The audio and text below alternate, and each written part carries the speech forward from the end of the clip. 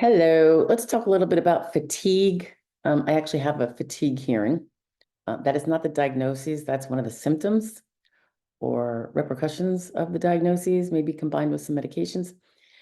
Anyway, so talking about fatigue, there had been a question that someone brought up not that long ago with regard to his or her function report and what would be too much and too much to say in a function report versus not.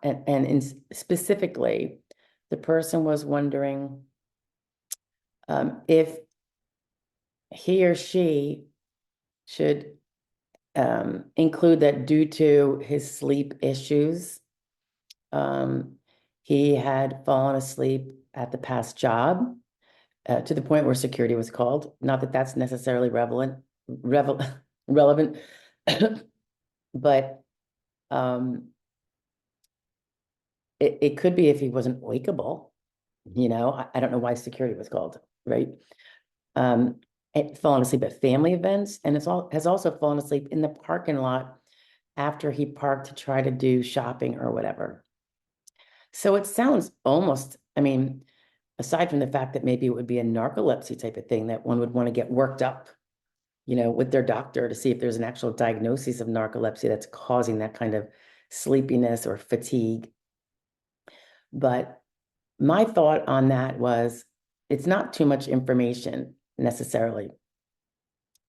Falling asleep on the job where maybe you were hard to awaken, if you could put that down, I have a history of falling asleep on the job. Maybe that's sometimes people get terminated for that reason, right?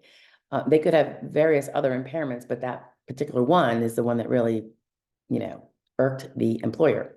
So I would probably keep it kind of vague, it wouldn't go into details, but say had a history of falling asleep on the job. And if it got you fired, I'd definitely include that. Trying to see what else I put here. At family events, even when there's loud noise, activity, could still fall asleep, probably sitting in a lawn chair or something, maybe, or in a chair. I would give a sentence to that.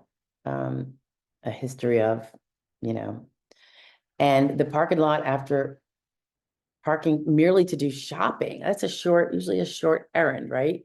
It's not like you're falling asleep in a parking lot after a 7-hour drive.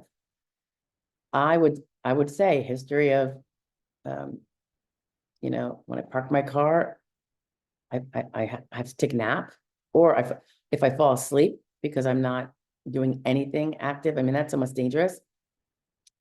I would put it in there again. I would probably work it up with the doctors and see if there is a narcolepsy. He's talking about sleep issues. Well, that could be too, but it could be both, right? Fatigue. I just got from a wonderful rheumatologist a medical source statement. Sometimes you guys refer to like, should I get an RFC from my doctor? And I'm like, no. We refer to them when an RFC is really what the SSA assesses you at, your residual. That's like the finding, whether we agree with it or not, and we usually appeal those. But the medical source statement is an opinion statement from preferably your treating physician who knows you best, preferably a specialist, if possible, answering, as we do it, pinpoint questions. We don't throw some generic, the RFC form from the SSA that talks about your knees, your fingers, and this and that. Like, what is that going to really have to do with your fatigue? So in this case, because the physician, the rheumatologist that treats my client for a autoimmune disorder that is fatigue is one of the main repercussions, not the only main repercussion, but major, major, major. And that's actually what has prevented all but about 5 hours worth of work per week. The need to, the fuel tank runs out after a few hours every day. And those few hours have to be broken up with rest in between. So it's quite debilitating. And this doctor, it was 1 page, maybe 5 questions. I keep it short. I keep it to the point, specific as to what we're trying to get at. I don't add in, I don't do it the lazy way of sending a 10-page questionnaire when only there might be one question. If there is even one question on fatigue, it makes zero sense. And doctors are going to be disrespected and probably not going to fill it out. So this doctor happens to be one of the few that will fill one out in this area, particularly that she's treating the person for this very specialized, not very common disorder. It's actually a disorder that is a listing. However, it's not necessarily so that her symptoms rise to a listing. So for that reason, you never presume a listing. You always go for the jugular on the other avenue of prevailing, which would be by ultimately your RFC, trying to prove that your RFC is too low for even sedentary work. I say for even sedentary work because this person is a younger person, well under 50, and needs to prove that no job is possible. Unlike if she was maybe over 50, where just proving all you could do was sedentary, you could prevail. But in this case, if you can do sedentary, you can't prevail. So fatigue. We have talked long and hard about trying to pinpoint how much the fatigue interferes with a day at home. Because she's, if a person's not working anymore, you have to be looking at your day-to-day. And I think one of the biggest things you want to look at is how many minutes or hours in the day are you going to go lie down? And that could be in a recliner chair, recliner with your feet up. It doesn't have to be lying in bed per se. It could be on the couch. It could be in a recliner. If it is sitting in an upright chair, that's not going to be so helpful because that's a work posture. So it's when you have to lie down because that will be taking you out of the work posture arena, and those hours would be off task at the very least. Or if you need breaks for them, that would be an accommodation, and that would eliminate an 8-hour day. So that is part of what we ask the doctor. I already know what my client, states is her varying level of need for naps during every day. And then there's some days like with they take infusions for this particular disorder that really wipe you out for certainly the full day of the infusion. It was a 3-day infusion. Now it's a 1-day infusion, but more frequently and at a higher dose. It often knocks the person out for the entire next day. Right there, you would have 4 days, 2 and 2 per month at that biweekly infusion, so that you're not attending to work. You can't show up. So we'll see how it goes. But I always say too, it's never a bad idea to journal how many naps you need each day. Literally do it. Keep it with you when you maybe on the recliner or the bed, near the bed that you go and take your naps. It could be not a full-blown nap. It could be just a resting of the body. Whatever it is, I would be sure to keep a journal of that.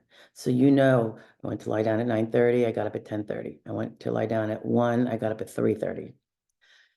It can be really important because while you can submit it to like an ALJ, and I've done that, other times you can submit it to your doctor way long before, just so they're aware of how pervasive this fatigue is, and it should be remaining in your file, and it's boohoo on them if they don't even pay attention to it, because that's a big part of life, this impairment. So fatigue usually often comes with brain fog, things like that, but document it with your journal. Yes, if you fall asleep at some very untoward times, I would probably include that in my function report. It can be hard if you have many other impairments that you want to talk about too, but fatigue can be a big one. It is a hard one to prove because it's usually not something people see. You're not falling asleep in the doctor's office, so the doctor is not necessarily recording it. And because it's subjective like that, a lot of adjudicators or judges might have trouble coming to a conclusion that the person can't muddle through the simplest of full-time jobs. Simple. You could be kind of sleepy and still muddle through. So it is always a challenge. This is one of our, under 50 special cases that I took a couple years ago. And I think it's a really strong case, but there's always those wild cards, right? The fact that the doctor just sent me Medical source statement is awesome, because if a judge to deny that, and it's consistent with records, if a judge were to deny that, he or she would have to really explain why they are giving the long-term treating rheumatologist opinion very little weight. And if he believes the rheumatologist, then it's a slam dunk win, because taking a person out for 3 hours a day, 3 hours a day in an 8-hour day out of the work mode means a 5-hour day. And we're no longer talking a full-time job, right? So that's that on the fatigue. That's not the only things that are relevant about fatigue, of course, but those are the ones that came to mind when I was reading this question that someone wanted answered. And I do think major untoward events, such as falling asleep at work, falling asleep in your car the moment you turn off the engine, if you just put your head back to take a breather and you're out for half hour, I think those are pretty relevant. And of course, nothing's going to be helpful about this unless you're actually treating for it. It could be the sleep doctor. It could be a chronic fatigue specialist. There's a plethora. It really depends what's causing it, but that's where you have to get worked up. And with your PCP, be referred to specialists, find out what's with this fatigue. There's also, honestly, post-COVID, some people are having really severe long-term effects of COVID. In fact, this fatigue, I think, got worse for my girl after she had COVID.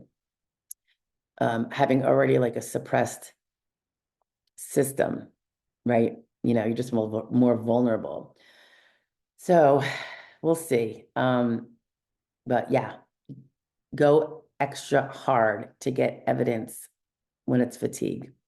It is so debilitating, but it is very hard to prove because there's no objective diagnostic tests, right? All right, guys, have a great day, and I will talk to you later. Bye.